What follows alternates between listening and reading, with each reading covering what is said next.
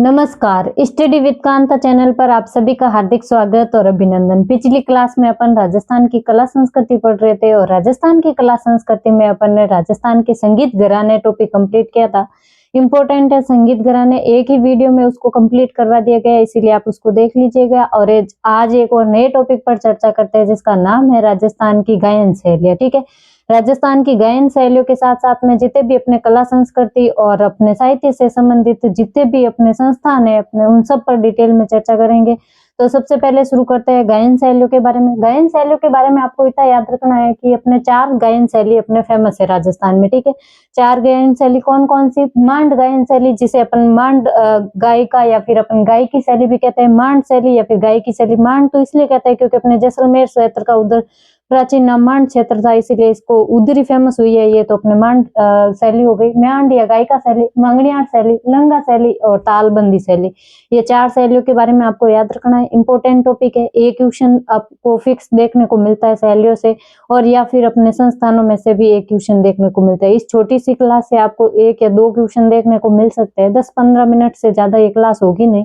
तो सबसे पहले चर्चा करते हैं मांड शैली, जिसे गायकी शैली के नाम से जानते हैं। ये कौन से क्षेत्र में फेमस है मांड शैली? तो मैंने अभी बताया कि जैसलमेर का प्राचीन नाम था मांड, तो इस मांड क्षेत्र में यानी जैसलमेर के अलावा जैसलमेर के पास ही बीकानेर और बाड़मेर में, इस क्षेत्र में ये शैली सबसे ज्यादा प्रचलित है, मांड शैली। ठीक है, इसका प्रसिद्ध गीत कौन सा है पूछे तो केसरिया बालम। केसरिया बालम के बारे में आपको इतना याद रखना है कि इसको सर्वप्रथम किसने गाया था? तो अल्लाह जिल्लाबाई के द्वारा सबसे पहले केसरिया बालम गीत को गाया गया था। केसरिया बालम सर्वप्रथम किसके द्वारा? अल्लाह जिल्लाबाई के द्वारा गाया गया। अल्लाह जिल्लाबाई जो कि बीकानेर से संबंध रखती है। वही सबसे ज्यादा बार किसने गाया अगर पूछे आपको कि अपने केसरिया बालम गीत को सबसे ज्यादा बार सर्वाधिक बार किसने गाया है? तो गौरीबाई ने। गौरीबाई कहाँ से संबंध रखती है? पाली से। ठीक है, तो अपने सबसे पहले तो अल्लाह जिल्लाबाई, और सबसे ज्यादा बार किसने गाया? तो अपने हो जाएंगे कौन सी बाई? गौरीबाई। इसके अलावा मांगी बाई जी जो कि उदयपुर से संबंध रखते हैं। इसके अलावा जमीना बानो बेगम जो कि अपने जोधपुर से हैं। इसके अलावा बानो बेगम जो कि जयपुर से, इसके प्रसिद्ध कलाकार हैं मांड गायकी के। तो मांड गायकी शैली के अपने प्रसिद्ध कलाकारों में अल्लाह जिल्लाबाई, गौरीबाई, मांगी बाई, जमीना बानो बेगम और बन्नो बेगम जो कि अपने जयपुर से संबंध रखती है। इसके अलावा आपको याद रखना है कि इस शैली को अपन मरुस्थली शैली के नाम से भी जानते हैं क्योंकि ये मरुस्थली क्षेत्र में सबसे ज्यादा प्रयोग की जाती है। इसके अलावा आपको याद रखना है बतूल बेगम का। बतूल बेगम जिन्हें 2022 में नारी शक्ति अवार्ड दिया गया, मांड गायकी से संबंधित है। मांड गायकी से संबंधित बतूल बेगम जिन्हें नारी शक्ति अवार्ड 2022 से सम्मानित किया गया था। इसके अलावा अभी हाल ही में अपने पद्मश्री 2024 से भी नवाजा गया किसको? तो मांड गायकी के संबंध रखने वाला अपने अली मोहम्मद और गनी मोहम्मद को तो संयुक्त रूप से दिया गया। इसके अलावा पूरे 4 व्यक्तियों को दिया गया था अपने पद्मश्री अवार्ड। तो सबसे पहले एक याद रखना है अली मोहम्मद और गनी मोहम्मद, जिनका संबंध मांड गायकी से, जबकि एक है बरूपिया कला से संबंध रखने वाले, स्वांग कला से संबंध रखने वाले जानकी लाल भांड, और एक अपने सड़क सुरक्षा से संबंध रखने वाले अपने जयपुर से हो जाएंगे माया टंडन जी। और इसके अलावा लक्ष्मण भट्ट तेलंग जिनका संबंध है अपने ध्रुपद गायन से। इन 4 को पद्मश्री अवार्ड से नवाजा गया था।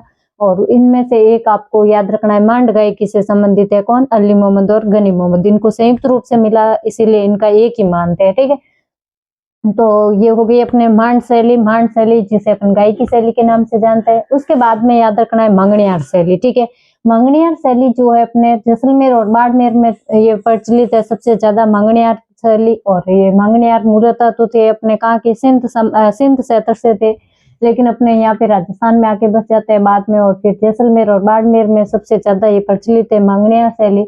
और इनका मुख्य वाद्य यंत्र पूछ ले आपको कौन सा है? तो इनका मुख्य वाद्य यंत्र है कमाइचा और खड़ताल। कमाइचा और खड़ताल को ही ये अपने खानदानी वाद्य यंत्र समझते हैं। और इसी ये फेमस है अपने कौन से शैली के वाद्य यंत्र? तो अपने हो जाएंगे मांगणियार शैली के। कौन से? कमाइचा और कमाइचा के साथ में खड़ताल याद रखना है आपको। ठीक है, आपको कमेंट बॉक्स में बताना है कि कमाइचा और खड़ताल है जो किस श्रेणी का वाद्य यंत्र है, क्योंकि ये कल मैंने आपको पढ़ा चुकी हूँ। ठीक है, वाद्य यंत्र। मुख्य कलाकारों में याद रखना है आपको सादिक खां मांगणियार। सादिक खां मांगणियार जो कि खड़ताल के जादूगर कहे जाते हैं। सादिक खां मांगणियार किस कला से संबंधित है अपने? तो किस शैली से? मांगणियार शैली से। ठीक है, सादिक खां मांगणियार खड़ताल के जादूगर के नाम से जानते हैं अपन इनको। रमजान खां जिन्हें ढोल वादक के नाम से जानते हैं अपन, ढोल वादक है अपन ने कौन? रमजान खां मांगणियार। इसके अलावा कमल साकर खां, साकर खां मांगणियार ये अपने हैं। कमाईचा वादक, कमाईचा वादक कौन है? साकर खां मांगणियार।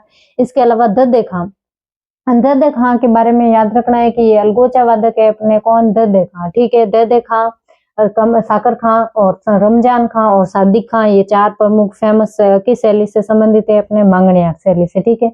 इसके अलावा आपको याद रखना है अनवर खां का संबंध भी मांगणियार शैली से है। इनको पद्मश्री अवार्ड से नवाजा गया 2022 में। 2022 में पद्मश्री अवार्ड किसको दिया गया? मांगणियार शैली से संबंध रखने वाले अनवर खां को। इसके अलावा लंगा गायकी के बारे में याद रखना है। लंगा गायकी भी अपने जैसलमेर और बाड़मेर क्षेत्र में सबसे ज्यादा प्रचलित रही है। एक बात नोटिस की होगी आपने कि जैसलमेर बाड़मेर, जैसलमेर बाड़मेर, जैसलमेर बाड़मेर, यानी कि अपने पश्चिमी राजस्थान में सबसे ज्यादा ये गायन शैली प्रचलित हुई है। सबके क्षेत्र देखो, जैसलमेर बाड़मेर, जैसलमेर बाड़मेर। लेकिन अपने तालबंदी शैली के बारे में याद रखना है आपको कि ये पूर्वी राजस्थान की है, जबकि ये सारे पश्चिमी राजस्थान के, तीनों पश्चिमी राजस्थान की। तालबंदी एक है जो अपने पूर्वी राजस्थान की। और लंगा गायकी के बारे में आपको इतना याद रखना है कि सारंगी, शहनाई और कमाईचा इनके मुख्य वाद्य यंत्र है। और इनका प्रमुख गीत है जो लंगा गायकी का निम्बुड़ा, निम्बुड़ा निम्बुड़ा इसका प्रमुख गीत है। कौन से? लंगा गायकी का, ठीक है। इसके अलावा तालबंदी गायकी इसकी खास विशेषता तो यही है कि अपने पूर्वी राजस्थान में प्रचलित है। पूर्वी राजस्थान में भी जिले पूछ ले अगर आपको तो भरतपुर, धौलपुर, करौली और सवाई माधोपुर। भरतपुर, धौलपुर, करौली और सवाई माधोपुर में सबसे ज्यादा प्रचलित है। इनका मुख्य वाद्य यंत्र पूछ ले आपको तो नगाड़ा वाद्य यंत्र इनका मुख्य वाद्य यंत्र है और ये शास्त्रीय गायन की शैली है। इसके अलावा आपको याद रखना ये ब्रज भाषा की शैली है, ब्रज भाषा गायकी है, ब्रज भाषा की गायकी। और इसके अलावा पद्य शैली में इसमें गायन किया जाता है। तो पद्य शैली में गायन, ब्रज भाषा गायकी, शास्त्रीय गायन की शैली, मुख्य वाद्य नगाड़ा और ये पूर्वी राजस्थान की सबसे ज्यादा फेमस है, ठीक है। तो अपने ये गायिका कंप्लीट हो गई। चार ही गायिका अपने राजस्थान में फेमस गायन शैली चार ही है, मांगणियार, मांगणियार, मांड और लंगा। और इसके अलावा आपको याद रखना है तालबंदी जो कि पूर्वी राजस्थान की है, ठीक है। इसके बाद में अपन चर्चा करते हैं कि अपने कला और साहित्य से संबंधित जितने भी संस्थान है राजस्थान में, कौन सा संस्थान कहाँ है और कब इसकी स्थापना हुई है और इसके द्वारा कौन सी पत्रिका जारी की जाती है, सब एक जगह लिख दीजिएगा। सबसे पहले राजस्थान साहित्य अकादमी जिसकी स्थापना हुई थी 1958 में उदयपुर में, ठीक है। राजस्थान साहित्य अकादमी 1958 कहाँ पे स्थापना होती है? उदयपुर। और इसके द्वारा जो पुरस्कार दिया जाता है जिसमें सर्वोच्च पुरस्कार है अपने मीरा पुरस्कार। और ये हाल ही में किसको दिया गया? तो रतन कुमार सांबरिया जी को सांप उपन्यास के लिए दिया गया। किस उपन्यास के लिए? याद रखना है, इंपोर्टेंट है। सांप उपन्यास के लिए रतन कुमार सांबरिया जी को दिया गया था। और ये कौन सी पत्रिका निकालती है? तो आपको याद रखना है मधुमती पत्रिका किसके द्वारा निकाली जाती है? तो अपने राजस्थान साहित्य अकादमी उदयपुर के द्वारा मधुमती पत्रिका निकाली जाती है। इसके अलावा राजस्थानी भाषा साहित्य एवं संस्कृति अकादमी जिसकी स्थापना होती है 1983 ईस्वी में बीकानेर में इसकी स्थापना होती है। तो और इसके द्वारा दिए जाने वाले पुरस्कारों में सर्वोच्च पुरस्कार है अपने सूर्यमल मिशन पुरस्कार। और सूर्यमल मिशन पुरस्कार हाल ही में किसको दिया गया? तो मनमोहन सिंह यादव को दिया गया था। मनमोहन सिंह यादव जी को दिया गया कौन सा पुरस्कार? सूर्यमल पुरस्कार। और इनका ग्रंथ पूछ ले आपको तो कुदरत सुकुचमात है जो इनका प्रमुख ग्रंथ है जिसके लिए इनको सूर्यमल मिशन पुरस्कार दिया गया, ठीक है। और इस संस्था के द्वारा जागती ज्योत पत्रिका निकाली जाती है। तो राजस्थानी भाषा साहित्य एवं संस्कृति अकादमी अपने बीकानेर के द्वारा कौन सी पत्रिका निकाली जाती है पूछे तो जागती ज्योत पत्रिका, ठीक है। इसके अलावा आपको संस्थानों में याद रखना है राजस्थान ब्रज भाषा अकादमी। राजस्थान ब्रज भाषा अकादमी कहाँ पे है? ब्रज से आप भरतपुर मत कर देना, ब्रज से आपको याद रखना है कि राजस्थान ब्रज भाषा अकादमी है वो अपने जयपुर में है, इसीलिए कंफ्यूज नहीं होना है। जयपुर में देखो एक तो ब्रज भाषा अकादमी है, एक अपने उर्दू भाषा अकादमी है और एक है अपने सिंधी भाषा अकादमी। और इसके अलावा राजस्थान संगीत नाटक संस्थान भी अपने जयपुर में बन रखा है। तो चार संस्थाएं अपने जयपुर की याद रखनी है। कौन कौन सी याद रखनी है? चार। एक तो सिंधी भाषा अकादमी, उर्दू भाषा अकादमी, ब्रज भाषा अकादमी। सिंधी, उर्दू और ब्रज ये तीनों तो भाषाओं की अकादमी कहाँ पे? जयपुर में। इसके अलावा आपको याद रखनी है कौन सी? अपने राजस्थान संगीत नाटक संस्थान है जो कहाँ पे? अपने वो जयपुर में, ठीक है। इसके अलावा आपको याद रखना है राजस्थान संगीत नाटक अकादमी कहाँ पे? जोधपुर में। एक खास बात आपको याद ये रखनी है कि राजस्थान संगीत नाटक अकादमी पूछे एकेडमी पूछे तो जोधपुर में, लेकिन संस्थान पूछ ले तो हो जाएगा जयपुर। यहाँ पे कंफ्यूजन नहीं होना है। ये तो अकादमी है जोधपुर में, वहीं राजस्थान संगीत नाटक संस्थान पूछ ले तो वो हो जाएगा जयपुर में। बस इतना सा शब्द देके आपको कंफ्यूज करवाया जा सकता है कि अकादमी कहाँ है तो जोधपुर में, संस्थान कहाँ है तो जयपुर में, ठीक है। इसके अलावा पंजाबी भाषा अकादमी पूछ ले तो पंजाबी अपने पंजाब से उत्तर सीमा लगती है तो उधर से कर देना आप गंगानगर। कौन सा गंगानगर? श्री गंगानगर, ठीक है। पंजाबी भाषा अकादमी कहाँ पे होगी? श्री गंगानगर में। एक याद रखना, सिंधी भाषा अकादमी जो कि जयपुर में, वो रिहाण पत्रिका प्रकाशित करती है। तो रिहाण पत्रिका का प्रकाशन किस संस्था के द्वारा किया जाता है? तो अपने राजस्थानी सिंधी भाषा अकादमी के द्वारा, ठीक है। इसके अलावा राजस्थान प्राच्य विद्या प्रतिष्ठान कहाँ पे है? तो जोधपुर में। राजस्थान प्राच्य विद्या प्रतिष्ठान जोधपुर में। बोरुंदा संस्थान भी अपने जोधपुर में, कोमल कोठारी के द्वारा और विजय दानदेथा जी के द्वारा उसमें प्रमुख योगदान रहा है उनका। और राजस्थान राज्य अभिलेखागार जो कि बीकानेर में, राजस्थान राज्य अभिलेखागार पूछे तो बीकानेर में। भवानी नाट्यशाला पूछ ले तो झालावाड़ में स्थापित की गई 1921 में। भवानी नाट्यशाला इंपोर्टेंट है, 1921 में झालावाड़ में स्थापित की गई थी, ठीक है।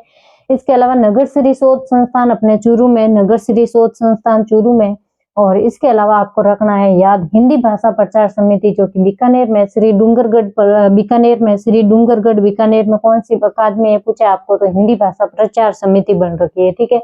इसके अलावा आपको एक टोंका याद रखना है, मौलाना अबुल कलाम आजाद अरबी फारसी संस्थान। मौलाना अबुल कलाम आजाद अरबी फारसी संस्थान कहाँ पे है? तो टोंक में हो जाएगा।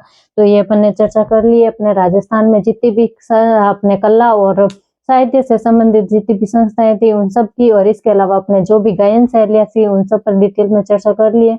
तो आपको क्लास कैसी लगी? अगर क्लास पसंद आई है तो लाइक करिएगा, कमेंट करिएगा और अपने दोस्तों के साथ शेयर कीजिएगा। और चैनल पर नए हैं तो चैनल को सब्सक्राइब कीजिएगा। और अगर क्लास की पीडीएफ चाहिए तो आप टेलीग्राम चैनल ज्वाइन कर सकते हैं जिसका नाम है स्टडी विद कांता, और लिंक अपने डिस्क्रिप्शन बॉक्स में दे रखा है और इसके अलावा कमेंट बॉक्स में भी पिन करके रखा है। वहां से आप टेलीग्राम चैनल ज्वाइन कर सकते हो जिससे आपको पीडीएफ मिल जाएगी वहां पे और रिवीजन में आसानी होगी। फिर मिलते हैं अपन अगले क्लास में एक नए टॉपिक के साथ में। तब तक के लिए धन्यवाद। जय हिंद, जय भारत।